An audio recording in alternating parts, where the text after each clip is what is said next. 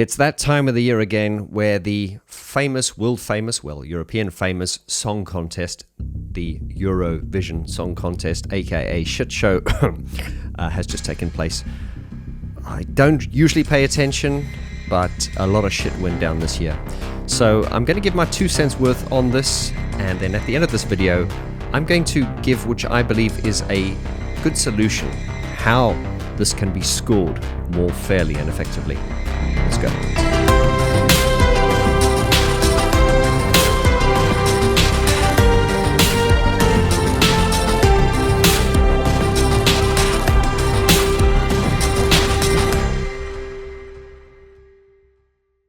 I've got no idea why I'm talking about this because I just have zero interest in this. But anyway, this year's Eurovision was a little bit different to any other Eurovision Song Contest, and there's quite a lot to unpack here. But I won't bore you, so this video won't be too long. And what's really interested me is the fact that I've just Googled up when the first Eurovision Song Contest took place, and it was, according to this, May the 24th, 1956. I had no idea it had been going on for that long.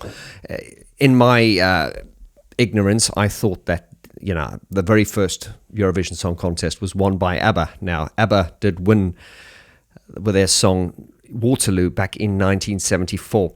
Now, let me just segue there for a moment. I absolutely love Abba. I've spoken about them on this channel before, and I think their music is on a different level, and they've gone on to influence many, many contemporary artists, and also artists that are from different genres. So let's just get that out the way. Abba are on a different level. But it was always about the song. I've never really paid attention to the Eurovision Song Contest. You know, I'm a real sort of live and let live kind of person. I'm not going to, you know, tear the arse out of something. If I don't like something, I just don't give it attention. But in light of what's happened now, I just thought, wow, there's been such a sort of media uproar for all the wrong reasons at the moment. And, you know, there's the political aspect and everything. Indeed, something that I will speak about a little bit in this video is the fact that Eurovision has always been incredibly political. So Eurovision exists. Once again, I have no problem with it. It's just not my thing. Don't give it attention. Don't give it energy. But if we look at it now, and I've been watching some of the clips. I wouldn't actually put myself through the horror of watching the whole thing. I was wondering, at what point did Eurovision start taking itself so fucking seriously? You know, it was always a bit of light-hearted fun. It always had that cheesy European sound, and we always knew what we were getting. It was always really camp, and, you know, it had its place in the world. It was really a contest that, you know, made people happy, and that was the thing. It was happy. It was kind of a family show, and what I saw, the stuff I saw now is just, and I don't want to get preachy or anything, but it's just like, when did Eurovision start taking itself so seriously? You know, everything that it kind of stood for, which was, you know, the campiness, the fun, you know, the cheesiness, that's all gone. It's really taking itself really, really seriously now. It's trying to become all cool and edgy and controversial, and no, it's Eurovision. We don't want convincing, thought-provoking art. We just want shitty Eurotrash. But that's all we wanted, guys. But anyway, it's taking itself seriously, and I'm biased because I'm not a fan. So from the clips that I've seen so far, I must say, Eurovision, if you're trying to tick the boxes and go down the road of controversy, well, you've won, because you've really outdone yourself with this one.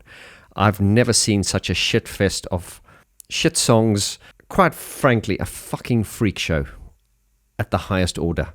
When did mental instability become such a big thing? You know, artists have always been artists, and I don't want to segue here, you know. Art has always been there to shock and to push, but I just don't know why Eurovision has decided to go down this direction. Anyway, I said I don't care, but I sound like I do care. I guess ever since my daughter was born, I see the world in a different way. And I just think if my daughter was sitting, she's a baby still, but if she was sitting watching some of that stuff, I mean, I would have just not allowed it, you know. It's just, when you have children, you do see the world differently. And if you've got children, you'll know what I mean. So it was all shock. It was all there to be highly controversial. And they seem to have forgotten the core and the basis for the whole contest in the first place, which is write a good song. And maybe I'm getting old, but I've heard more melody coming from an arsehole than some of the shit I heard there, honestly. I suppose at the end of the day, it's all just horses for courses and it's all subjective, but I don't think most people would find any of those songs to be anything to write home about. Political. Eurovision has always been political. I'm not going to go into the specifics that happened at this year's Eurovision. Just awful. Just bloody awful. Okay, so the nastiness and the perversion and the crappiness and the horror of this has just been taken to a whole new level. But regardless of that, let's backtrack a bit. Eurovision has always been political. You only need to look back, as soon as it started. But one sort of thing that comes to my mind was the 2022 winner was Ukraine. And is that because their song was the best, or was that because we had the Ukraine war? Hey, I'm just asking. The point I'm trying to make is you will find that all the countries tend to vote for each other, the countries that like each other. And it's very, very interesting. It has nothing to do with the song. And I don't think it ever has. And less so now. The funny thing is that the UK always comes last. I think this year they got 0 points. But then again, there are two reasons for that. Well, reason number one is the UK, and secondly, the song was shit. But forget about the subject. The UK always come last. I remember there was a year where Andrew Lloyd Webber wrote the song, and that was one of the better submissions we had. And I think the UK still came last. So take what you want to from that. It is completely political. Now, I have a solution as to how we can make Eurovision a little bit more fair. And consider this. We're all human. We all have biases, no matter how neutral we want to be.